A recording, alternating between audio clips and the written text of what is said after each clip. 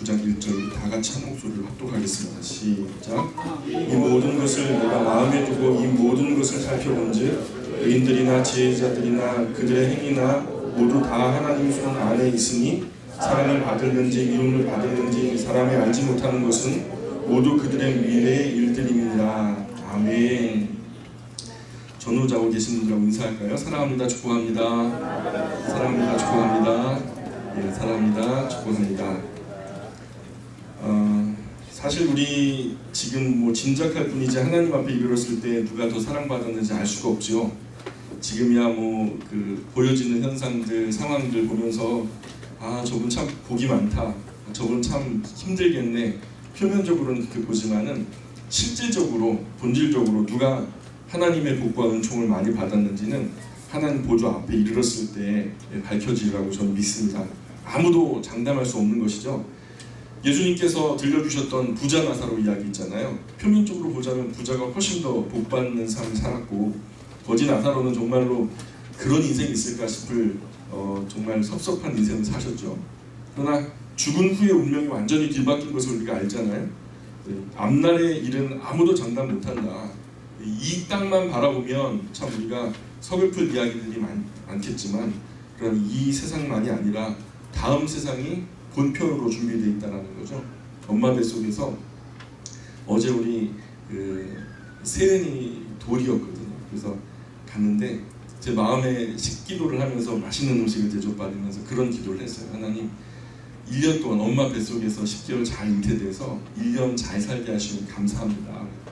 1년 이렇게 잘 살아온 것만큼 앞으로 100년 동안 건강하게 잘 살 수 있도록 도와달라고 그 키와 몸이 자람에 따라 지혜청력 또한 자라나게 하시고 하나님과 사람들에게 사랑받고 부모에게는 자랑이 되고 그 모든 세연을 아는 사람들에게 기쁨이 될 수 있도록 그렇게 기도를 하고 식사를 했습니다. 그런 것처럼 10개월의 준비가 그 100년의 삶이 되고 100년의 준비가 영원의 삶을 살게 되어지는 계기가 된다면 오늘 이 삶을 결론적으로 평가하는 것은 참 무리가 있다. 우리가 이 삶에서 표면적으로 보기에 많이 부족하고 누추하다 할지라도 다음 세상에 갔을 때 그 삶의 양상이 역전이 되어지고 전혀 달라지게 되어지는 예들이 적지 않겠다라는 생각이 듭니다. 누구처럼? 부자와 나사로처럼. 그죠? 그래서 이런 모르는 것을 알려고 우리가 이런 양상을 잘 모르잖아요. 우리가 한계가 있는 사람인데 그것을 좀 알고 싶어서 앞날의 일을 갖다 보고 싶어서 뭐 점도 치고 뭐 그러잖아요. 그래서 그러기 위해 귀신을 부르고 하나님은 이런 죄를 세상 정말 가증하다라고 여기시고 하나님께서 모르게 해놓으신 것을 우리가 알려고 하는 건 교만이죠. 하나님이 모르게 해놓으셨는데 그걸 애써 알려고 하는 것은 하나님 말씀 불순종한다는 얘기인데 아는 것을 떠나서 하나님 말씀 불순종하는 것은 무서운 죄가 되잖아요. 그냥 모르는 것은 모르는 채로 두는 것이 좋죠. 다만 오늘에 우리가 성실하고 진실하게 살 수 있다면 그 건강한 일상에 하나님께서 기뻐해 주시라고 믿습니다. 9장 2절 3절 한번 같이 읽어보겠습니다. 9장 2절 3절 시작. 모든 사람에게 임하는 그 모든 것이 일어나라. 의인과 악인, 선한 자와 깨끗한 자와 깨끗하지 아니한 자, 제사를 드리는 자와 제사를 드리지 아니하는 자에게 임하는 일들이 모두 일반이니 선인과 죄인, 맹세하는 자와 맹세하기를 고사하는 자가 일반이로다. 3절도 시작. 모든 사람에게 결국은 일반이라. 이것은 해 아래에서 행해지는 모든 일 중에 악한 것이니 곧 인생의 마음에는 악이 가득하여 그들의 평생에 미친 마음을 품고 있다가 후에는 죽은 자들에게 벌어지는 것이다. 예, 아멘. 의롭든지 불의하든지 또는 악하든지 선하든지 아니면 깨끗하든지 지저분하든지 뭐 예배를 드리든지 안 드리든지 맹세를 하든지 맹세를 안 하든지 사람의 결론은 결국 다 같은 운명 아니겠어요? 일반적인 운명에 처해 있다. 우리가 사람이 그 삶의 양상은 많이 다르지만 결국에는 사람이 흘러가는 그 흐름은요 기본에서 벗어나지 않아요. 태어나고 살아가다가 죽는 것이죠. 모든 사람의 마음에 일반적으로 악이 가득해서 살아가는 동안에 미친 짓을 생각한다는 거예요. 성경대로라면 평생에 그런 마음을 품고 있다가 죽는다는 거예요. 뭐 어떤 분들은 그런 그 악한 마음들을 품고 결국 그 인격으로 누르다가 열매를 보지 못하고 악한 열매를 보지 못하고 돌아가시는 분도 있지만, 또 많은 분들은 또 그런 악한 생각을 가지고 있다가 그냥 어떤 계기를 통해서 툭 하고 악한 열매가 나타나기도 하고요. 누가 누구 보고 악하다고 말하기가 참 그래요. 왜냐하면 그 악이 내 안에도 있거든요. 그러니 그런 모든 사람의 공통적인 운명, 다 같은 악한 운명에 우리가 처해 있다. 인간은요, 다 같이 한꺼번에 인간 가족은 늪에 빠져 있다. 늪에 빠져 있는 인간이 누가 누구를 불쌍하게 여겨요, 그죠? 늪에 빠진 사람이 늪에 빠진 옆에 좀 덜 천천히 빠져간다, 아니면 일찍 빠져간다는 것 때문에 누가 누구를 애처로하고 누가 누구를 누구에 비해서 교만할 것도 없고요, 그죠? 모든 인간 가족이 같은 운명에 떨어져 있다는 거죠. 근데 좀 차별이 생기는 게 있어요. 어떤 운명이 좀 차별이 생기냐면, 빠져가는 도중에 생명줄을 잡는 자와 생명줄이라고 여겼던 것을 잘못 알고 잡았던 자, 이런 양상은 달라질 거라고 믿어요. 우리가 100년 미만 살지만 영원을 살아가기 위해서 이 삶 가운데 예수 그리스도라는 이 생명의 길을 꼭 붙드시기를 주님의 이름으로 축원합니다. 인생이 뭐 그렇게 좀 절망적이잖아요. 오늘 본문에서 말씀하는 내용들을 보면 좀 암울하죠. 절망적이니까 그럼 죽어야 하나? 그거 아니죠. 4절 계속 읽어볼까요? 4절 우리가 죽어야 하나 안 죽어야 하나 한번 봅시다. 4절 시작. 모든 사자들 중에 그런 자에게는 누구나 소망이 있으면 상태가 지나가다 때문이다. 예, 그래도 살아야 한다라고 말씀하는 거죠. 그죠? 왜냐하면 죽은 사자보다 산 개가 낫다라는 거죠. 그러니 구차하게라도 살아있는 사람에게는 아직 기회는 있다. 아직 구차하게더라도 살아있는 사람에게는 아직은 인생을 되돌릴 기회가 있어요. 소망이 있다는 거죠. 회개할 수 있는 기회 있죠. 생명의 길을 선택할 수 있는 기회가 있죠. 사업 다 망해도 괜찮은, 가정 깨어져도 뭐 여러 가지 뭐 아픔과 상처로 인해서 막 우리의 마음과 정서가 만신창이가 되었더라도 중요한 건 그럼에도 불구하고 우리가 예수 그리스도를 만나야 된다는 거예요. 하나님 믿을 수 있는 기회, 하나님을 사랑할 수 있는 기회. 그러니까 최선을 다해서 살아야 한다. 살아내야 한다. 이건 생명이에요. 살아라 하는 하나님의 명령을 받았으니 살아있는 사람은 끝까지 살아야 할 책임과 의무가 있다. 자, 5절 6절 계속 한번 읽어볼까요? 시작. 사자들은 죽은 줄 알되 죽은 자들은 아무것도 모르며 그들이 자신을 살아남지 못하는 것은 그들의 이름이 잊어버린 바 됩니다. 그들의 사랑과 명과 치료가 잊어버리니 해 아래에서 사는 모든 중에서 그들에게 들어갈 것은 영원히 없느니라. 예, 그리고 왜 그래도 살아있는 것이 죽는 것보다 나은지를 설명하는 부분이죠.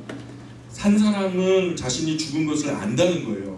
죽을 것을 안다는 거예요. 이제 곧 내가 죽겠구나라는 것을 살아있는 사람은 알아요. 그러나 죽은 사람은 자기가 죽은 것도 모르겠죠. 그렇죠? 잠을 자고 있는데 내가 잠자고 있다는 걸 아는 분 계세요? 모르죠? 자고 있는 분은요 그냥 아무것도 몰라요. 근데 졸린 분은요, 아직 졸린 분은 이제 내가 자야 한다는 걸 아는 거죠. 산 사람은요 선한 일을 통해서 상을 받을 수 있지만은 죽은 사람은 상 받는 것 자체를 몰라요. 더 나아가서 그들의 그 사랑이나 미움도, 살아있었을 때의 어떤 시기나 질투 이런 것들도 어떤 의미도 기억되지 못한다는 것이죠. 죽은 이후에는 어떤 의미의 일도 불가능하다. 그러니 살아있는 동안에 삶의 행복을 누리고 다만 주어진 분복으로 기뻐하라고 말씀하시는 것이죠. 7절 계속해서 읽겠습니다. 7절 시작. 너는 가서 기쁜 너의 음식을 먹고 주와 마음으로 내 토지를 마실 자라. 이는 하나님이 내가 하는 일들을 벌써 기쁘게 받으셨습니다. 그래서 이는이라는 말은 항상 말씀드리지만 왜냐하면이라고 바꿔쓸 수 있다고 말씀드려요. 왜냐하면 하나님이 네가 하는 일들을 벌써 기쁘게 받으셨기 때문이다 이렇게 말씀하는 건데, 앞에 그러면 너는 가서 기쁨으로 내 음식물을 먹고 즐거운 마음으로 내 포도주를 마실지어다. 왜냐하면 이렇게 따라 나오는 것이죠. 즐겁게 주어진 음식을 먹고 기쁜 마음으로 포도주를 마셔라. 주어진 분복을 누려라. 그 기쁨을 누려라. 왜냐하면 살아있는 너에게는 그것을 누릴 수 있도록 하나님께서 허락하셨기 때문이다.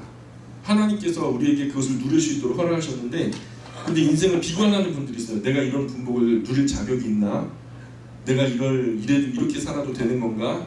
하면서 염려하시면서 근심하시면서 염려증 환자처럼 근심증 환자처럼 살아가시는 분들이 있는데 그럴 필요가 있다 없다? 없다라는 거예요. 주신 은혜에 대해서 마음껏 누리시기를 바랍니다. 8절 9절 시작.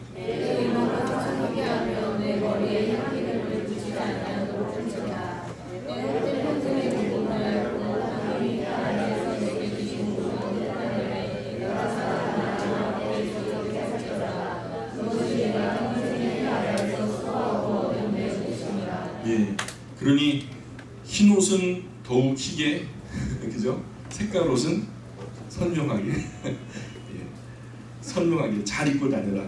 머리에는 좀 헤어 에센스도 좀 발라라. 그죠? 몸에는 좀 향수도 뿌려라.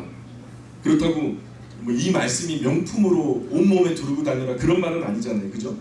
있는 것 안에서 깔끔하고 검소하게 살아있는 기쁨을 누려라 이렇게 말씀하는 것이죠.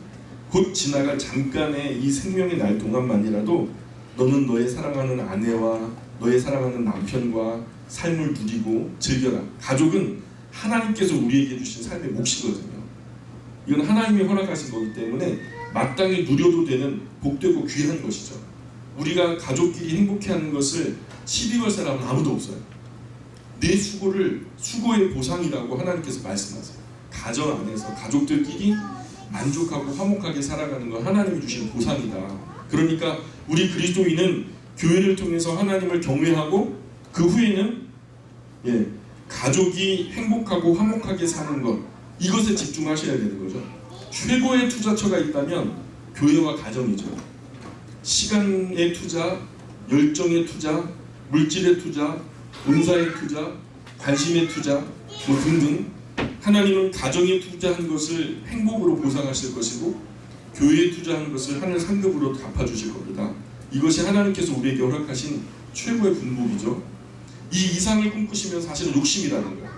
이 이상을, 이것 때문에 헛된 일에 분요하고 결국 뭐가 되어보려고, 무엇을 가져보려고, 뭔가를 해보려고 이렇게 살아가는 것들이 우리의 삶의 많은 부분을 소진하게 하거든요.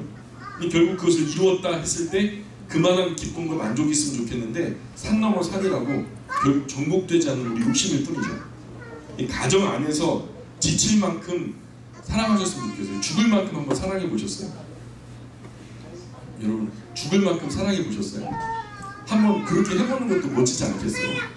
내 사랑하는 아내 하나님께 허락하셨으니까, 그죠? 내 사랑하는 남편 하나님께 허락하셨으니까, 사랑하는 자녀들 사랑하라고 하셨으니까 그 사랑이 허락된 범위 안에서 우리가 최선을 다해서 수미가 부도록 한번 사랑해보는 것도 괜찮을 것 같아요. 그럴 경우 하나님께서 주시는 그 사랑 끝에 죽을 만큼 행복하셔도 좋다라는 거예요. 하나님께서 허락하신 것이, 이런 교회와 이런 가정이 이 지역의 여러 곳에 우뚝 세워진다면 얼마나 건강한 사회가 되겠어요, 그죠? 우리 교회가 말과 혀로는 이 지역과 민족과 열방을 사랑한다 하지만 우리 스스로가 화목하고 행복하게 못 살면 별로 그 효과가 없는 거예요.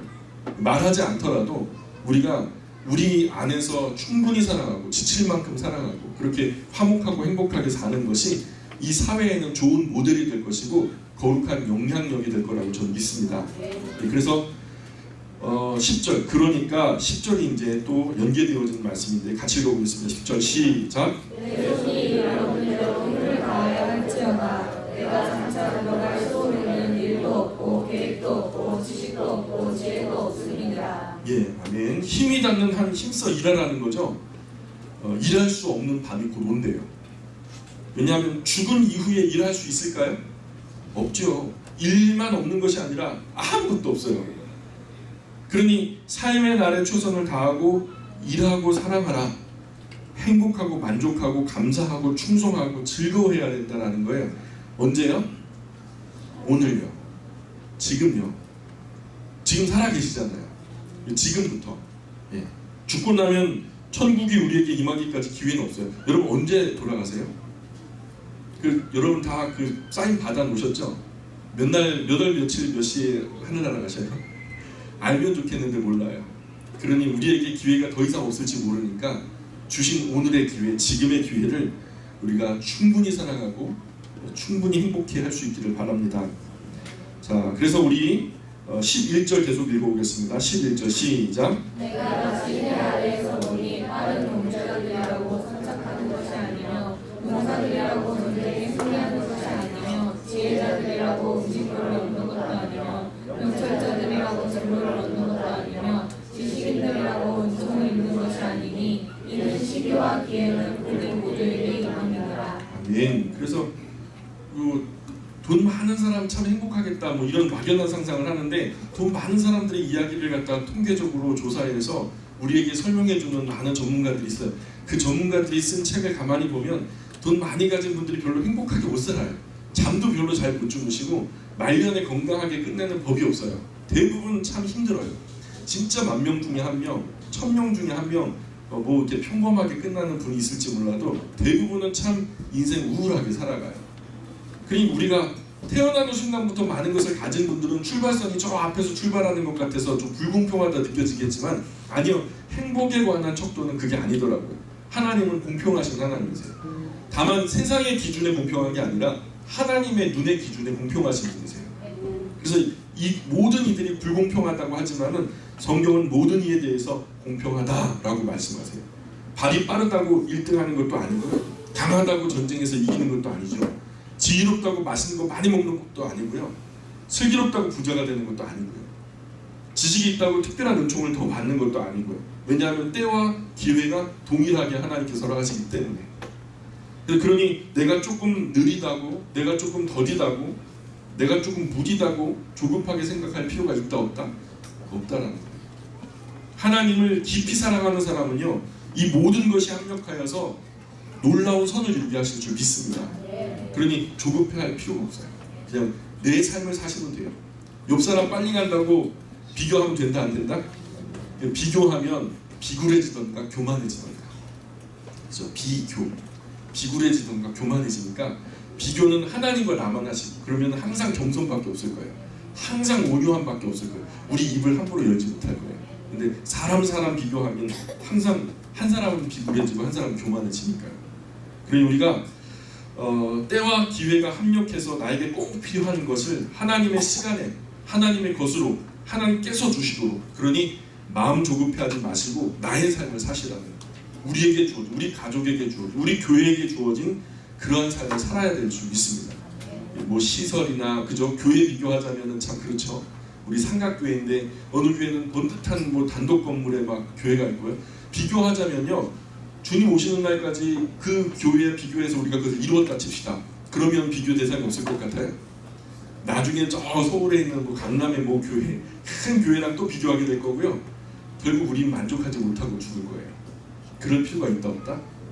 아무런 그런 필요가 없다는 거예요. 12절 계속 있습니다. 시작.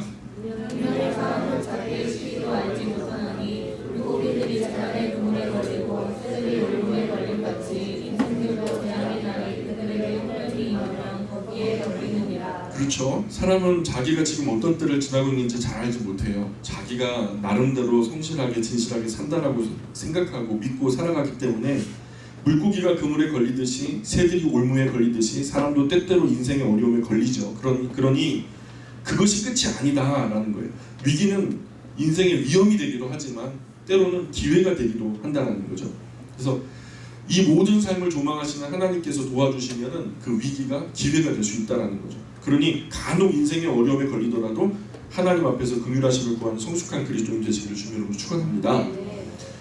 요셉이요, 정식적인 절차를 밟아가지고 대학교를 졸업하고 대학원을 졸업하고 학박사를 취득해서 자격증 다 따고 그래서 애굽으로 진출했다 칩시다. 거기서 총리 대신에게 오르기까지 거쳐야 할 모든 단계들을 거쳐서 총리 대신이 되면 정상적인 법과 절차에 따라서 요셉이 몇 살에나 총리 대신 될 수 있었을까요? 그건 계산이 불가능해요.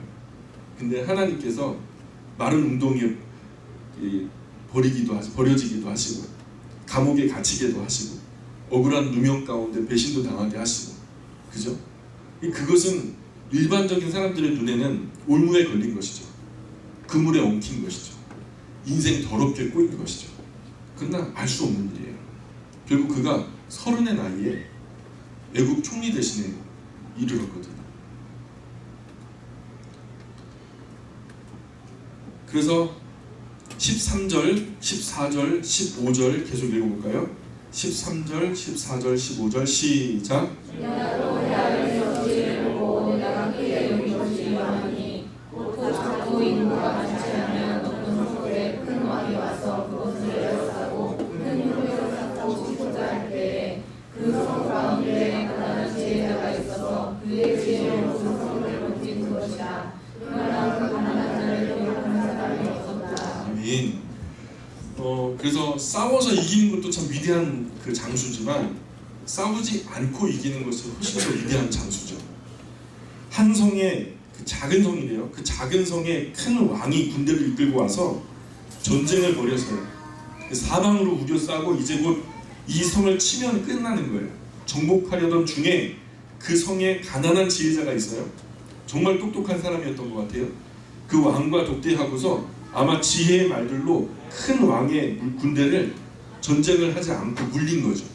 그 작은 성을 구해냈다는 거죠. 그런데 그 가난한 지혜자를 기억하는 사람은 없었다라고 기록하는 거죠. 오늘 이 척박한 한반도에 개혁교회가 들어온 지 150년이 넘었어요. 오늘 이 땅 교회를, 개혁교회를 통해서 사회 저변에 걸쳐서 얼마나 크고 건강한 영향력이 펼쳐졌는지 몰라요. 우리가 잘 알고 있는 상식이에요. 작게는 우리나라의 문맹이요 97, 8%까지 찍었어요. 100명 중에 글을 아는 사람이 한두 명밖에 없었다는 얘기예요.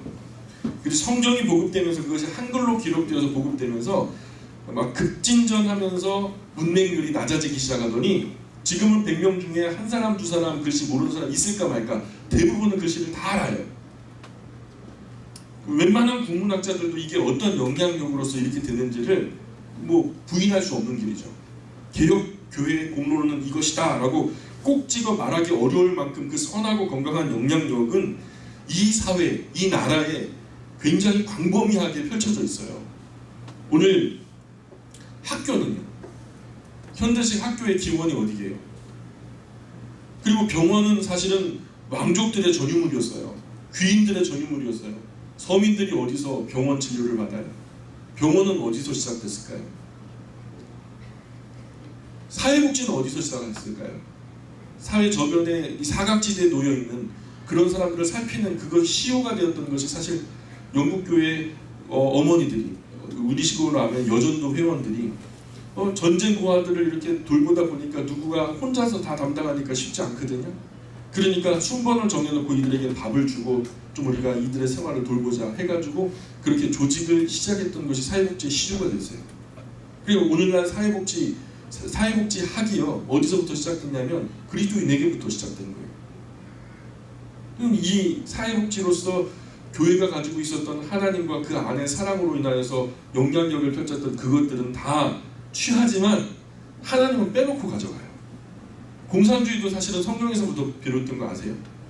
왜냐하면 광야 시절에 사람들이 다 먹을 것을 나누어 먹고서 되게 아름다운 그 사회 시스템이 펼쳐졌거든요. 그러니 가지고 있는 모든 것을 n분의 1 하면 다 같이 잘 사는 유토피아가 오겠다 해가지고 그려낸 것이 공산주의거든요. 근데 그들이 가져갈 때 실수를 했어요. 공산주의는 가져가는데 하나님은 빼놓은 거예요. 사람은 악해요. 시스템이 사회를 잘 돌아가게 만드는 것이 아니라 하나님을 두려워하는 마음, 하나님을 경외하는 마음이 그런 좋은 제도와 만날 때 우리는 건강한 영향력이 펼쳐질 수 있는 거죠. 그래서 아직까지 그 조직, 그 시스템이 살아있는 곳이 어디냐? 저는 교회라고 믿습니다. 그래서 이 시절, 이때의 소망은 교회다. 많이 교회가 어눌하고 사회로부터 지탄의 대상이 되고 몇몇 교회들, 목회자들, 몇몇 성도들이 정말 흙탕물을 흐려서 우리가 좀 욕을 먹고 있긴 하지만 그러나 아직도 이 나라의 소망은 교회다라고 저는 믿습니다.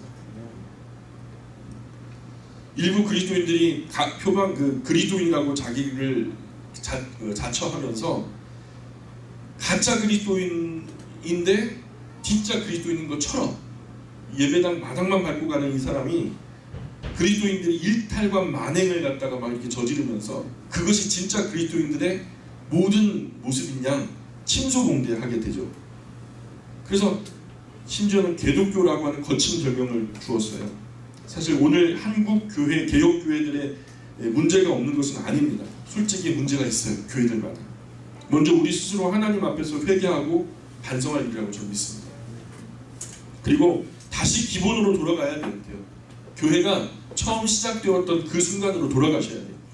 그곳에서 사람들이 뭐라 하든지 간에, 세상이 뭐라 하든지 간에 하나님의 말씀 앞에 앉아서 그분의 음성에 귀를 기울여야 된다고 저는 믿습니다. 그래야 우리 한국 개혁 교회의 소망이 있다. 아무도 이 성을 구한 작은 지혜자의 노력을 기억하지 못하거든요. 그러나 다만 하나님은 아실 거예요. 예수님도 손가락질하는 이 군중만을 보셨다면 십자가의 고통을 어떻게 버텨내셨겠어요?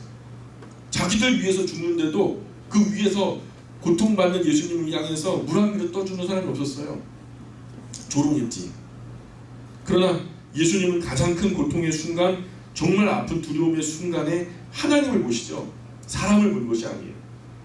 그리고 우리 그리스도인들은 이 시대를 살아갈 때 사회를 보거나 주변에 예수님을 알지 못하는 사람들의 손가락질이나 댓글 보지 마시고 하나님만 보시기를 바랍니다.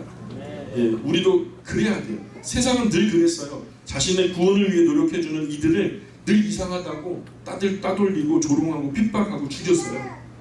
노아 때로부터 지금까지 늘 그랬어요. 그렇다고 그들이 손가락질이 두려워서 그들 틈으로 비집고 들어가서는 안 되는 거죠. 그들 틈으로 비집고 들어가서 똑같이 손가락질하고 똑같이 조롱하면 안 되는 것이죠. 견뎌야 돼요. 버텨야 돼요. 갓난 아기가 응애하고 태어나서 자기 몸 추스를 때까지 엄마는요, 아빠는 피곤할 수밖에 없어요. 그 시절을 그냥 버티셔야 되는 것처럼 오늘 그리스도인들은요, 이 시절을 버티셔야 돼요.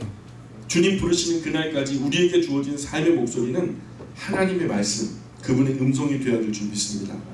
듣고 안 듣고는 세상에 그들의 몫이에요. 그들의 선택이에요. 우리는 전해야 돼요.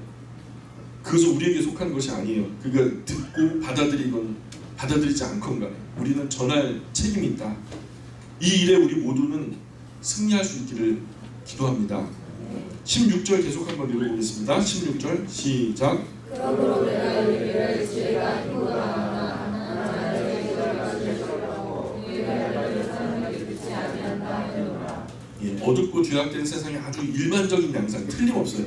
그래도 이상하게 여기면 안 돼요. 우리 주님 예수님께서 분명하게 말씀해 주셨는데 요한복음 16장에 보면 요한복음 16장 32절에 보면 이런 말씀이 나와요. 보라, 너희가 다 각각 제 곳으로 흩어질 것이고 나를 혼자 버려둘 때가 온다. 벌써 왔도다. 그러나 내가 혼자 있는 것이 아니라 아버지께서 나와 함께 계시느니라. 이것을 너희에게 이르는 것은 너희로 내 안에서 평안을 누리게 하려 함이라. 세상에서 너희가 환난을 당하나 담대하라. 내가 세상을 이기었노라. 그러니까 세상이 우리를 따돌리거나 조롱하거나 핍박하거나 심지어는 순교의 제물로 우리를 죽이거나 할 때에도 이상히 여기면 된다 안 된다? 안 돼요. 그냥 당연히 그런 거예요. 원래 세상은 그래요. 너희도 나를 홀로 버려두고 흩어 도망칠 때가 올 거다. 근데 지금이 바로 그때다. 그러나 내가 혼자 버려진 것이 아니다. 아버지께서 지금 나와 함께 계신다. 이런 말을 너희에게 들려주는 이유는 너희 안에 평화를 주기 위해서다. 나와 같이 너희도 곧 세상에서 환난을 당할 테지만 그러나 담대해라. 내가 세상을 이겼다. 그런 것처럼 너희도 세상을 이기게 될 것이다. 그러니 하나님 말씀 가운데 잘 버티고 견디라는 말씀이 바로 사도 요한의 말씀이죠. 사도 요한을 통해서 예수님이 말씀하신 것이죠. 요한일서 13장 13절에 사도 요한이 이런 예수님의 말씀을 듣고서 스스로 오랫동안 곱씹고 묵상하다가 사도 요한도 이런 말씀을 남기죠. 요한일서 3장 13절에 보니까 형제들아 세상이 너희를 미워하여도 이상히 여기지 말아라. 그 3장 16절 쪽으로 넘어가 보면 이렇게 말해요. 그가 우리를 위하여 목숨을 버리셨으니 우리가 이로써 사랑을 알게 되었고 우리도 예수님과 마찬가지로 형제들을 위하여 목숨을 버리게 된다면 버리는 것이 마땅하도다. 누가 이 세상의 재물을 가지고 형제의 궁핍함을 보고도 도와줄 마음을 갖는다면 하나님의 사랑이 어찌 그 속에 거하겠느냐. 자녀들아 우리가 말과 혀로만 사랑하지 말고 행함과 진실함으로 하자. 이런 말씀을 남기죠. 예수님의 요한복음 16장의 말씀을 받아든 사도 요한은 이러한 요한일서 3장 13절, 3장 16절 이런 말씀들로 자기화해서 또한 자기를 따르는 많은 예수님의 사람들에게 말씀을 전달하고 있는 것입니다. 예, 그럼에도 불구하고 잘 버티고 견딜 뿐만 아니라 행함과 진실함으로 사랑해야 된다라고 우리에게 가르치고 계세요. 온갖 어려움을 이겨내고 끝까지 사랑해야 될 줄 믿습니다. 그래야 우리가 예수님의 제자들이죠. 하나님의 자녀됨의 증거가 뭐라고요? 우리가 서로 사랑하는 것을 보고서 저들이 우리가 하나님의 자녀인 것을 알게 될 거다라고 말씀하니까요. 자, 9장 17절 계속 읽어보겠습니다. 9장 17절 시작. 조용히 들리는 지혜자들의 말들이 우매한 자들을 다스리는 자의 흐름보다 나으리라. 그러니 조용히 우직하게 계속 하나님 말씀을 읽고 듣고 묵상해서 우리가 이 말씀대로 한번 살아보고, 그죠? 삶으로, 말로, 인격으로 전달해야 되는 책임이 있죠. 때때로 세상의 우매한 말들이 우리 목소리를 방해하고 막아서기도 하지만 괜찮아요. 그 소리는 뭐 들렸다 끊겼다 들렸다. 제가 여기 시청 앞에 있으면서 참 재밌는 양상을 많이 봐요. 데모를 많이 합니다. 뭐 어떤 때는 마이크 시스템, 막 앰프 시스템을 총동원해가지고 이 지역 전체가 그냥 쿵짝쿵짝할 정도로 큰 소리가 나죠. 근데 그 며칠 안 가요. 금세 또 그 소리는 사라져요.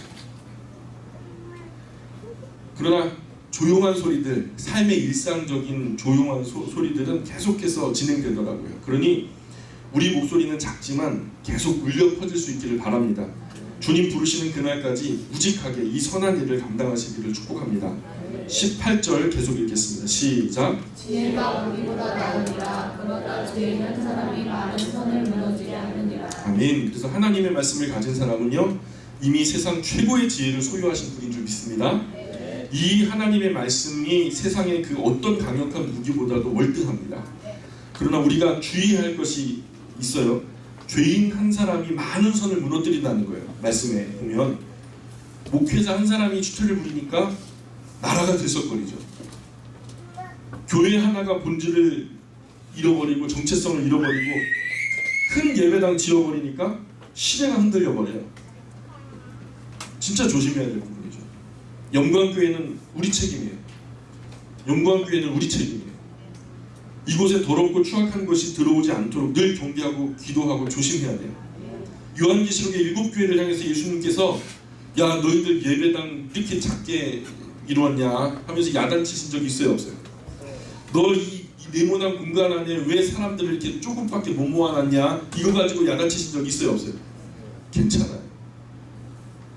근데 야, 너희들 교회는 왜 이렇게 재정이 부실하냐, 이런 거 야단치신 적 있어요, 없어요? 없어요. 오히려 가난한 것을 자랑하라 말씀하세요. 다만 계시록에서 예수님께서 교회들을 향해서 야단치실 때 어떤 것을 야단치셨냐면 우리 사랑이 식어지는 거. 너 처음 사랑 잃어버렸어. 너 좀 달라졌어. 발람의 교훈. 발람의 교훈은 뭐냐면 사소한 이익 때문에 신앙 팔아먹는 거, 또는 이익 때문에 신앙을 이용하는 거. 니골라당의 교훈, 그죠? 니골라당의 교훈이라는 것은 영지주의 도덕적 무용론을 말하는데, 그때 당시에 이 영지주의자인 니골라당이 들어와가지고 교회 안에서 육체가 하는 일은 무의미하다. 그러니 마음대로 그냥 살아라. 그래갖고 도덕적 무용론, 그래서 막 행음하고 진리를 혼잡하게 하고 더러운 삶을 살게 했던 그런 삶을 조장했던 사람이 바로 니골라당이었어요. 또 이세벨의 교훈, 정권의 탐욕, 우상숭배, 행음, 행위 없는 믿음, 회개하지 않는 형식적인 믿음, 미지근한 믿음, 더럽고 추악한 것이 몸된 교회에 들어왔을 때 예수님께서는 강하게 말씀하셨어. 왜 가만히 있냐? 왜 가만히 앉아있냐? 야단치셨던 부분이 그 부분이다.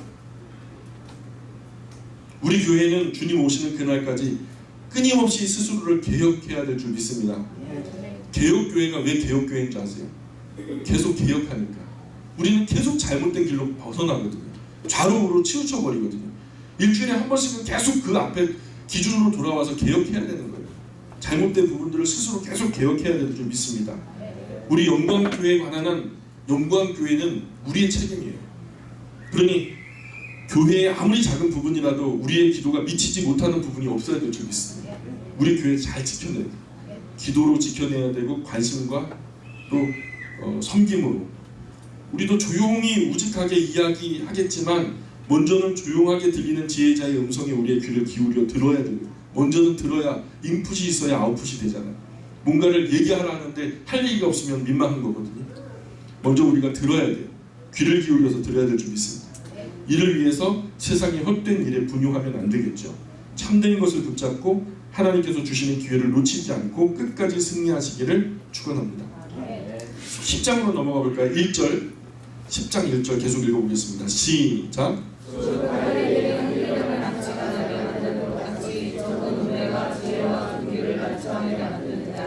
당시 향기로운 기름은 참 비싸고 값진 물건이었을 거예요. 향기름이라는 거. 그런데 지금 그 예수님에게 그 옥합을 깨어 드렸던 그것을 그때 당시로 그 가치 환산을 했던 어떤 성경학자의 기록을 보니까 한 2천만 원 정도 될 거다. 이렇게 얘기해요. 향기로운 기름. 근데 이게 뭐 어떤 양상에 어떤 모양에 따라 다르겠지만은 그냥 싼 것은 아니고 굉장히 값비싼 어떤 것을 얘기하는 것 같아요. 그런데 그 값비싼 물건에 죽은 파리가 딱 떨어지니까 그 향기름이 다 썩어버려서 쓸 수 없게 만들어 버렸다는 거죠. 우리 교회가 경건하게 잠잠하게 건강하게 흐르면서 의롭고 바르게 살려고 노력하면서 잘 흘러가는데 어떤 못된 사람이 교회 안으로 들어왔어요. 어떤 못된 사람이 교회 안에 들어와서 이 안에서 이간질하고 거짓말하고 막 서로 분쟁을 일으키고 시기하게 하고 막 질투하게 하고 하는 바람에 그 좋았던 관계들이 다 깨지고 이제 서로 얼굴만 보면은 불편해지고 원수가 돼가지고 이전에 경건하고 건강한 영향력이 기억됨이 없이 그저 문제 많은 교회로 난처해 줄 수도 있다는 거예요. 옛날 여호수아 때 아간이라고 하는 한 사람이 있었어요. 공동체가 전쟁을 나갔는데 엄청나게 참패를 하죠. 이유가 뭡니까? 그랬더니 너희 중에 순수하지 않은 사람 한 사람 있대요. 그 제비를 뽑다 보니까 아간이 나왔어요. 바른 대로 말해 그랬더니 그가 거짓되게 하나님 앞에서 행한 것들이 다 드러나죠. 그러니 공동체 안에서 나 하나쯤이야 하는 것이 진짜 무서운 생각이에요. 우리 건강한 공동체는 다 같이 으쌰으쌰 하는 거예요. 나라도 조금 보탬이 될까 해서 으쌰으쌰 하는 것이 잘 되는 공동체지. 되는 집안은 그래요. 내가 하는 것이 뭐 되겠어 하지만 나라도 좀 조금이라도 도와야지. 나중에 좀 수월할 테니까 하면서 좀 돕는 집안은요 잘 되는데요. 내가 뭐 보탬이나 되겠어 하면서 서로 나가 떨어지면은요 되는 집안 아니에요. 교회는 한 사람 한 사람이 다 소중합니다. 한 사람 한 사람 말과 행동, 삶과 인생이 다 존귀한 의미를 가져요. 죽은 파리 한 마리가 향기름 전체를 못쓰게 만들어버린다? 우리가 함께 얻어야 할 귀한 교훈이라고 믿습니다. 자동차 타이어 한 개만 빵꾸 나와요. 자동차 타이어 한 개만 빵꾸 나도 자동차 못 굴러가죠. 뭐 억지로는 돌릴 수 있어요. 그죠? 근데 자동차가 망가져 버릴 테죠. 우리 모두가 함께 두렵고 떨리는 마음으로 하나님 앞에서 경건하고 성실하게 살아가야 될 줄 믿습니다. 모두가 함께 열심히 이룬 것을 한두 사람이 잘못함으로 인해서 모두 허무하게 만들 수도 있다는 거예요. 2절 계속 읽겠습니다. 2절 시작. 지혜자의 마음은 오른쪽에 있고 우매자의 마음은 왼쪽에 있느니라. 예, 그만큼 지혜자와 우매자의 마음이 확실히 다르겠죠. 이쪽에 있고 저쪽에 있으니까 절대로 비슷하지 않아요. 예, 지혜자와 우매자는요 그 생각의 양상도 선택도 완전히 달라요. 3절 시작.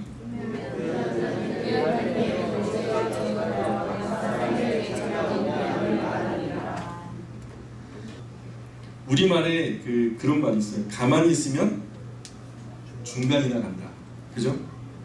우리 아이들 속담 책에 보니까 어떻게 설명이 되어 있냐면 가만히 있으면 중간이나 간다? 그 뜻이 뭐야? 그래서 우리가 상식적으로 알지만 설명된 것을 읽으니까 너무 재밌더라고요. 이렇게 얘기해요. 잠자코 있으면 남들이 아는지 모르는지 모르기 때문에 중간은 되지만 모르는 것을 애써 아는 척하다가는 무식이 탄로난다는 뜻이다. 이렇게 써 있어요. 예. 잠자코 있으면은 잘 모르고 떠드는 말로 인해서 무식이 탄로난다. 뭐 이런 말이에요. 자, 4절 계속 읽습니다. 시작. 주권자가 내게 등을 일으키거든 너는 내 자리를 떠나지 말라. 공손함이 큰 허물을 용서하게 하느니라. 예. 요즘에는 드문 장면이 되었어요. 예전에는 어른이 혼을 낼 때 그저 매를 순히 받았던 때가 있었거든요. 하나님께서 징계하실 때에도 징계를 달게 받고 회개하는 회개하는 모습으로 서 있어야 될 줄 믿습니다. 우리가 하나님의 징계를요, 지난번에 우리가 선지서 할 때 룻기 이야기 할 때 나왔잖아요. 징계를 받으니까 어떤 양상의 사람이 있다고요? 하나님께 대드는 사람이 있어요. 내가 뭘 잘못했다고 하나님 나한테 이러시냐고 하나님께 따지고 대들어요. 또 한 사람은요, 이 징계를 피하려고 도망가요. 한번 때려보지롱 하면서 막 도망가요. 그럼 나중에 잡히면 어떻게 된다? 10배는 더 맞는다. 룻기에 나오는 나오미의 남편 엘리멜렉이 그렇죠. 그러다가 한 대 맞을 거 10대 더 맞는 거 아니겠어요? 그러니까 하나님의 징계 앞에 공손히 종아리를 걷어올리고 매를 순히 받고 징계를 달게 받으면은 때린 후에 하나님이 도리어 화가 내려앉으시고 또 화가 변해서 복이 되게 해주실 수 있다라는 거죠. 그런데 그 회초리가 무서워서 자리를 뜬다. 그것을 피한다. 내가 더러워서 교회 안 나가면 그만이지 뭐 이렇게 막 하나님의 낯을 피하려고 한다. 그러면 몽둥이가 기다리는 거죠. 그래도 그냥 그러면 죽일 테면 죽여봐라. 그러면서 하나님께 그래도 대들다. 그러면 하나님과 상관없는 사람이 되는 거예요. 며칠 전 전국에서 일어난 이 자동차 사고 영상 제가 블랙박스 이렇게 올려가지고 소개하는 프로그램을 봤는데 참 유익한 프로그램이에요. 예, 횡단보도를 건너는데요. 이 갓 제대한 청년이에요. 복학을 앞에 두고서 나름대로 아르바이트도 하고 인생의 큰 꿈을 앞에 놓고서 성실하게 이제 지내다가 이제 저녁 무렵에 집으로 돌아가는데 횡단보도에서요. 파란불에 건너는 거예요. 근데 차가 그냥 치고 가버렸어요. 진단이 18주가 나왔어요. 어깨, 팔, 다리가 그냥 완전히 부서져 버린 거죠. 일어서지도 못하고. 변호사가 하는 말이 사고가 난 이후에 사고가 가장 빨리 원활하게 수습되는 길은 현장에서 사람을 보호 조치하고 의무를 다하는 것입니다. 이게 그 피해를 최소화하는 길이라는 거예요. 가해자든 피해자든 간에 다 아는 이야기죠. 그런데 막상 사고가 나면 무서워요. 당황스러워요. 그래서 자리를 피하게 돼요. 내가 안 한 거야. 그 사람은 핑계하는 동물이거든요. 에덴에서 선악과를 따먹은 다음에 제일 먼저 했던 그 양상이 그래요. 당신 그 뱀 만들어준 뱀이 나를 유혹했다고. 그리고 아담한테 하니까 하와에게 핑계하고 하와한테 하니까 뱀에게 핑계하고, 그죠? 핑계하는 거. 그게 죄의 특징이에요. 자리를 자꾸만 피하려고 하고 자기 책임 아니라고 하려고 하고 자기가 저질렀는데도 눈 가리고 아웅하려고 하고 내 잘못 아니라고 싸우기 바쁘고. 그런데 우리 그리스도인은 그런 상황에서 좀 달랐으면 좋겠다는 거예요. 그리스도인이 먼저 사고가 중요할 때는 빨리 119 부르고 보험사 부르고 말이에요. 그래도 결론이 안 나면 경찰 부르고 도움 요청해서 우리 의무로서 조치를 다하는 것이 가장 바람직한 모습이라는 거죠. 주권자가 너에게 불을 일으키거든 너는 네 자리를 떠나지 말아라. 공손함이 큰 허물을 용서받게 하느니라. 우리는 다 사람이에요. 누구나 잘못합니다. 하나님 앞에나 사람 앞에나 잘못해요. 그런데 그 잘못을 한 이후의 반응은 확실하게 갈려요. 책임을 지거나 책임을 회피하거나 잘못했다면 상대에게 내가 잘못한 것을 잘 알고 있고 내가 깊이 뉘우치고 반성하고 있습니다 하면서 피해 당사자에게 그러한 나의 마음의 형편과 상황을 잘 알게 해줘야 돼요. 내가 얼마나 이 실수 때문에 미안해하는지, 내가 이 실수 때문에 얼마나 정말 가슴 아파하는지를 충분히 알려줘야 돼요. 전달될 때까지. 그것은 우리 말과 행동, 태도에 담겨지는 거거든요. 근데 그 종합적인 그 태도를 우리는 뭐라고 표현하고 싶냐면 성경의 말씀은 공손함이에요.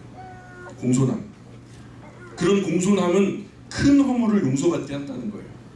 용서를 넘어서 오히려 그것이 은혜를 받게 한다는 거예요. 얼마 전 우리 교회 오랫동안 섬기시다가 하늘나라 가신 방 권사님 계시죠. 아드님이 그 갓길에 정차되어 있던 차를 뒤에서 추돌하는 바람에 안에 타고 계셨던 분이 하늘나라 가셨어요. 두 분 어머님이, 백발이 성성한 어머님이 카페에서 만나신 거예요. 그 권사님이 할 말이 있어야죠. 벌어먹고 살겠다고 나가고 하다가 그런 일이 벌어졌는데, 그 아들은 벌써 구치소에 갇혀있고 그러니까 어떻게 하겠어요. 너무 미안하고 죄송스럽고 금쪽 같은 아들 잃었으니 얼마나 가슴 아파. 그 아들 잃은 어머니 마음 어떡하겠냐. 권사님이 저한테 그 얘기를 하셨어요. 목사님 너무 미안해서 그냥 울기만 했다고. 미안해요 미안해요 하면서 울기만 했대요.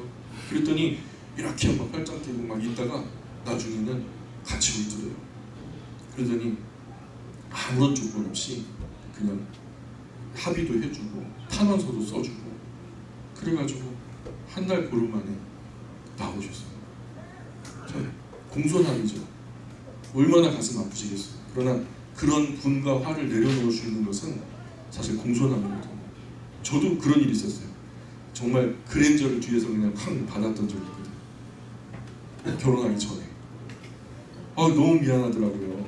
저는 이제 예배 시간 다 돼가지고 그 부교육자 생활할 때 큰일 났다. 공부 끝났는데 빨리 달려도 안 되겠다 해갖고 근데 이게 파란불 바뀌면서 황색등이 들어오는데 서시는 거예요. 저 같아서는 좀 지나갔을 텐데 급하게 브레이크를 밟았는데도 뒤에서 추돌이 이루어졌어요. 어쨌든 원론적으로 보면 제가 잘못한 거니까 내려가지고 넙죽 저를 죄송하다고 정말 제가 다 책임질 테니까 어르신 걱정하지 마세요. 내리시는데 한 50세 조금 넘으신 분이세요. 정말 죄송하다고 제가 모든 그 피해 보상 다 하겠다. 그리고 어디 다치신 데 없냐고 했더니 뒤에서 이렇게 보시더니 흠도 안 갔어. 그래요. 야 일로 와봐. 흠도 안 갔어. 그래요. 어디 초면에 반말이야 막 이렇게 그러고 싶은데 그게 아니고 그죠? 근데 흠도 안 갔다는 거예요. 그래도 충격은 있었으니까 혹시라도 몸 불편하거나 편찮으시면 병원 먼저 가셔야 된다고. 그랬더니 아니야. 그래요. 그래서 나중에 하셨던 말이 그래요. 사고 나고 이런 경우는 자기는 처음 당한대요. 나와서 큰 소리는 많이 들었는데 제일 먼저 와가지고 너무 죄송하다고 다치신 데 없냐고 안부를 묻는 건 처음이라는 거예요. 그러면서 됐어 가 그러더라고요. 너무 죄송하고 혹시라도 문제 있으면 연락 달라고. 근데 전화번호도 안 받아가시더라고요. 그랬단 얘기예요. 공손함은 그런 은혜를 힘있게 하더라고요. 5절 6절 계속 읽어보겠습니다. 10장 5절 6절 시작. 내가 그 아래에서 한 가지 질문을 요하노니 곧 주선자에게서 나오는 물이라. 우매한 자가 크게 높은 지위들을 얻고 부자들이 낮은 지위에 앉는도다. 어리석은 사람이 높은 자리에 통치자가 돼서 권력을 휘두른다. 똑똑하지 못한 사람 말이에요. 정말 그 자격이 없는 사람이 지도자가 돼가지고 권력을 휘두르고 지혜로운 사람들은요 낮은 자리에 앉아가지고 통치차의 눈치를 보고 있는 거죠. 그래서 이 땅 위에 통치는 불완전한 거예요. 이 땅 위에 아무리 대단한 사람을 세워도 늘 부족할걸요? 확실합니다. 사람들 부족하니까. 그러니 그나마 망가진 중에서 나은 사람 뽑아 쓰고 고쳐 써야죠. 안 그렇겠어요? 신정 통치 기간이 아니라 사람이 통치하는 기간이기 때문에 사람 중에 좀 좋은 사람 정말 잘 고려해가지고 뽑아야 되고 뽑아놓고 나니까 또 모자란 부분 보이면요 어떻게 해요? 제도적으로 고쳐 쓰고 보완하고 그죠? 그렇게 해야죠. 뭐. 온전하고 완전한 통치는 이 땅 위에는 없다. 그런 사람은 없다. 아예 그냥 그런 희망을 갖지 마세요. 완전한 통치는 하나님 나라에서밖에 없어요. 7절 계속 읽겠습니다. 시작. 또 내가 보아노니 종들은 말을 하고 모함들은 종들처럼 땅에 걸어다니는도다. 질서가 그냥 어지럽혀진 거죠. 한 가정과 가문에도 위계 질서가 있잖아요. 그죠? 맛있는 반찬 있으면 예전에 어르신들 먼저 그죠? 먼저 젓가락 가나 아이들 다 기다리고 있는 거예요. 순서대로. 그리고 아버지가 할아버지 드시면은 아버지가 또 드시고 그 다음에는 우리 다 이제 달려드는데 요즘에 그런 게 없는 거예요. 누가 먼저 젓가락을 대죠? 아이들이요. 아이들이 먼저 그냥 막 그 또 이쁘다고 또 아이고 그 입으로 들어가는 게 다 이쁘다 그러죠. 근데 이거는 우리 탓이죠. 그죠? 하물며 한 나라가 운영되는 일은요 더 엄격한 질서가 필요하겠죠. 오랜 시간 거쳐서 세워진 질서를 한 번에 허무는 것이 공산주의 혁명이었어요. 그때 당시 가진 사람들 그냥 순간 도깨비 방망이처럼 뚝딱 해가지고 가진 건 아니었을 텐데요. 나름대로 노력과 수고가 있었을 텐데 가졌다는 이유만으로 죽여버렸어요. 지식인들 그저 그냥 어느 날 자고 일어나니까 지식이 머릿속에 꽉 차오른 상태에서 뭐 일어났나요?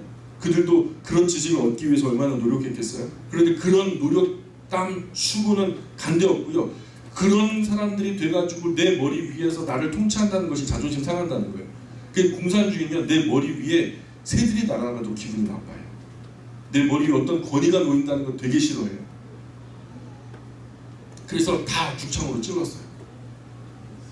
그저 자기 머리 위에 있는 모든 권위는 다 죽여버리는 거죠. 그리고 자기는 권위를 부리려고 해요. 또 진보의 성격이죠. 동등함에 치우쳐서 질서를 무시하는 경향이 강해요. 그렇다고 보수는 괜찮은가? 보수는요, 성경 질서에 치우쳐서 동등함을 무시하는 경향이 많아요. 이 질서대로라면 나는 그냥 존재 자체가 좀 독특하다, 다르다, 뭐 이런 식으로 권위를 갖다가 그냥 자꾸만 인정받기를 원하거든요. 진보도 보수도 아니다. 인간의 존엄함은 동등하되 위계 질서는 취하는 거죠. 누가 사람 위에 있고 누가 사람 아래에 있을 수 있겠어요? 사람의 존엄함은 동등하죠. 그러나 그 인간 세상, 그 소사이어티 사회가 아름답고 균형 있게 진행되기 위해서는 위계 질서는 필요하거든요. 이게 서로 균형 있게 맞아 떨어질 때 그 사회가 건강할 수 있는 것이죠. 8절 계속 읽어보겠습니다. 시작. 함정을 파는 자는 거기에 빠질 것이요 다루는 자는 뱀에게 물리리라. 아멘. 그래서 자신이 파놓은 함정에 자신이 되려 빠진다는 거죠. 남의 집 잘 되니까 남의 집 담 헐려고 몰래 자는데 그냥 새벽에 나와가지고 발로 그냥 돌담을 빡 찬 거죠. 돌담 사이에 잠들어 있던 뱀이 깜짝 놀라서 튀어나오면서 손을 물었던 발을 물었던 했겠죠. 뱀이 튀어나와서 물어버리는 거죠. 자기 악한 꾀에 빠진다는 말이죠. 함무다다의 아들 하만이요, 모르드게를 달려고 그냥 장대를 갖다가 하나 세웠잖아요. 그랬더니 거기 누가 달려요? 지가 달려요. 9절 시작. 9절.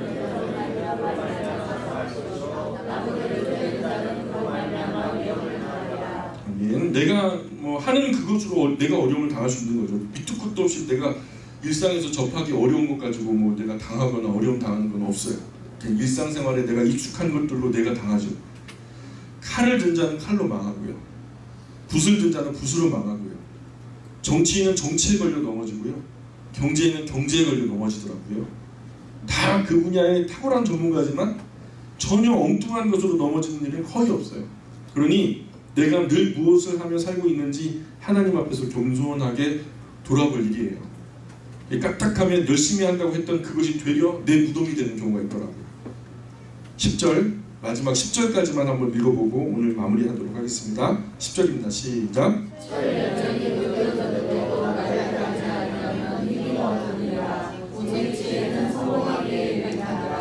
아이들 동화에도 나오는 나무꾼 이야기에 보면요, 한 사람은 온종일 나무를 했어요. 아침에 가자마자 나무를 하기 시작했고, 한 사람은 1시간마다 쉬는 거예요.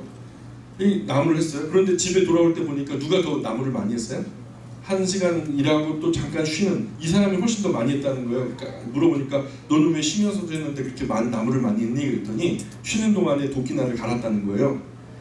제가 서울 전도사 시절에 사당동에 가보면은 세대력교회라고 하는 교회가 있어요. 그 양승건 목사님이라고, 제가 거기서 99년도에 바나나 농장을 진짜 한 건 아니고요. 바나나 농장이라는 게 뭐냐면 어린 아이들 그 성경 지도자 그 과정이 있어요.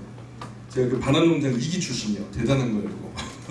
근데 그 바나나 농장 2기를 할 때 지도자 과정을 거치면서 그 과정을 수료하면은요, 다 수료하면 뭘 주냐면 미니 열쇠고리를 줘요. 그 열쇠고리 끝에 뭐가 달려있냐면 도끼를 줘요. 도끼가 그 교육 철학이에요. 기독교 교육의 철학인데, 도끼가 날이 묻으면 쪼갤 수 없죠. 날카로운 도끼의 날은 잘 벼루어진 실력이다. 도끼의 자루는요, 성품이에요. 리더십, 적절한 분별력과 결단력이 있어야 된다는 얘기고요. 날이 서고 자루가 있어도 그 도끼가 전체적으로 작아봐요. 그러면요, 귓구멍도 하나 못 패요. 그러니까 도끼가 날카롭고 또 자루도 좋은 자루가 있어야 하겠지만 도끼의 어떤 무게라고 하는 것이 실려야 되거든요. 묵직한 무게, 크기와 무게가 실려야 되는데 그 크기와 무게가 바로 리더의 인격이다. 그죠? 뭐 갓 신학교 졸업한 전도사가 하는 말과 한 30년 동안 현장에서 어려운 사람들 돌보고 그 애환을 전부 다 옆에서 함께 기도하면서 목회하셨던 그 노 목사님과 충고하는 그 무게가 다르죠. 왜 다르게 느껴질까요? 말은 똑같은데 왜 다르게 느껴질까요? 인격의 무게예요. 인격의 차이라고 봐요. 그 말씀 한마디에 인생의 방향이 확 달라지기도 하는 능력은 인격의 무게죠. 도끼의 날과 자루, 무게를 잘 준비하는 우리 영광의 자녀들이 되시기를 기도합니다. 그래서 차세대를 책임질 그 굵직한 리더들이 우리 영광교회에서 많이 배출됐으면 좋겠어요. 실력도 리더십도 인격도 잘 준비해야 돼야 되겠죠. 서둘러서는 될 일은 아닌 것 같아요. 오랫동안 꾸준히 책상에서 책과 씨름하고 자기와 씨름하고 그런 사람이 리더가 되는 거거든요. 하나님 모세라는 일꾼 하나 만드는데 80년 걸려가지고 인격을 완성시키셨고요. 40년 동안 사용하셨어요. 그래서 80년 준비해서 40년 사역했다. 3분의 1을 준비하고 3분의 1을 써먹었다는 얘기잖아요. 우리 수명이 지금 몇 년 정도 사나요? 평균으로 따지자면 90세 산다고 치면은 몇 년 준비돼야 돼요? 60년 준비돼야 되고 남은 주님 부르시는 그날 한 30년 써먹으면 되는 거죠. 60세 이후의 인생은 내 인생이 아니라 하나님을 위해서 일해야 하는 인생이다 이렇게 생각하시고 사시면 참 좋을 것 같아요. 합당한 분별력과 판단력으로 결단하기도 어렵고 인격도 참 답이 없어요. 위기예요 지금. 이런 지도자들이 있긴 있는데 함량 미달이에요. 자신은 예리하게 벼르지도 않아요. 인격도 부족하고요. 그래서 너무 그런 리더가 없어요. 그래서 기회예요. 조금만 노력해도 탁월해질 수 있는 시대거든요. 모든 것을 다 배우고 졸업한 후에 그 사람에게 남아있는 것이 교육이다. 의미심장한 말이죠. 모든 것을 다 배우고 학교를 졸업한 후에 그 사람에게 남아있는 것이 교육이다. 모르긴 몰라도 영광교회에서 조곤조곤 성경 이야기 들으면서 의미 없는 시간 허무하게 흘러가는 것 같아요. 많은 분들이 이 영광교회는요 이게 너무 무던해요. 조용해요. 막 그래요. 근데 가끔 계속되는 성경 이야기, 성경 강좌 나도 모르게 내 안에 내재된 것을 깨닫고 교회 바깥에서 다른 성도들, 다른 교회를 다니는 성도들과 교제를 하면서 이야기를 하다 보니까 나도 모르게 내가 들었던 성경의 지식과 그런 바탕이 이렇게 얘기를 나누게 되면서 전혀 그 신앙적인 차별이 이루어지는 것을 느끼게 된다는 거죠. 나도 모르게 영성이 부쩍 자라는 것을 실감하면서 깜짝 놀라는 분들이 간혹 저에게 전화를 해서 얘기를 전해와요. 그러니 꾸준히 자리 지키는 것이 실력이요 영성이라고 저는 봅니다. 아무것도 안 일어날 것 같죠. 근데 여기에서 역사가 벌어지고 있는 거예요. 지금 현재적으로 무공이산이라고 한 삽 떠서 반대편에 한 삽 채우고 강줄기가 바뀌는 거예요. 오늘 우리가 그 작업 한가운데 있다는 거. 인격이라는 게 쉽게 달라지지 않죠. 그러나 조금씩 변화시킬 수 있다는 거. 잠시 기도하겠습니다. 하나님, 지혜자의 말을 듣고 있습니다. 그 지혜자에게 또한 지혜를 주신 것도 하나님이실진데 오늘 우리 시대를 살아가는 지혜를 하나님 우리에게 허락하여 주옵소서. 정말 지혜와 지식이 근본이 하나님을 경외하는 것이라고 우리에게 가르쳐 주셨습니다. 하나님, 정말 그런 것 같습니다. 하나님 말씀을 묵상하면서 그 앞에 앉을 때마다 제가 하나님 앞에서 조금씩 성숙해지고 더 선명한 것을 바라볼 수 있고 또 질서 있게 생각하는 것을 보면서 이 말씀이 내 안에 능력이 됨을 믿습니다. 하나님, 우리 영광의 모든 가족들이 이런 하나님 말씀의 질서 가운데 정말 남은 생에 하나님 안에서 승리하는 복된 인생 살아갈 수 있도록 도와주옵소서. 세상의 거룩한 영향력으로서 목소리 큰 사람이 이기는 것이 아니라 진짜 조용하지만 우직하게 진실하게 자신의 일상을 건강하게 거룩하게 살아가는 사람이 더 큰 목소리를 낼 수 있다는 것을 우리가 말씀을 통해서 배워나갑니다. 우리가 건강한 일상 잘 이겨낼 수 있도록 도와주시고 또 우리에게 주어진 아내와 남편, 자식들 안에서 분복, 다만 우리에게 주신 분복 안에서 기뻐하고 행복해할 수 있도록 은혜 내려 주옵소서. 일주일의 삶을 주님께 의지합니다. 하나님 함께하여 주옵소서. 감사하며 예수님의 이름으로 기도합니다. 아멘.